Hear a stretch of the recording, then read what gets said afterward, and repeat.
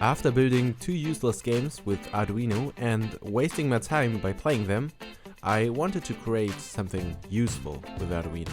I came up with the idea of a temperature and air humidity measuring system for plants. To make the project a bit more interesting, I wanted the Arduino to automatically calculate the deviation to the optimal conditions of each plant. Maybe you already noticed that I really love the Nokia5110 LCD. It is easy to program and has a great library support. That's why I choose this display for my measuring system. An Arduino Nano is the brain of my project, and the data is collected with a DHT22. To control the system, I added a push button. You will also need a 1 kΩ resistor for the button and a 10 kΩ resistor for the DHT22.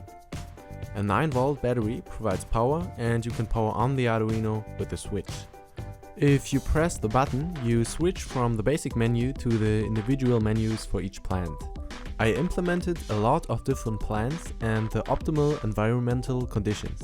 The Arduino automatically calculates the difference between the optimal temperature and humidity and the current one. Creating a picture for each plant with paint and implementing that picture into the program was the most time-consuming part of the project. Here is a short comparison.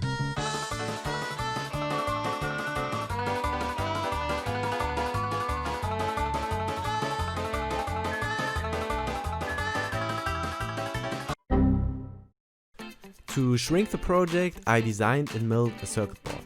Finally, I used a 3D printer to build a case for my measuring system. As always, I designed the CAD files in Tinkercad and used the material PLA.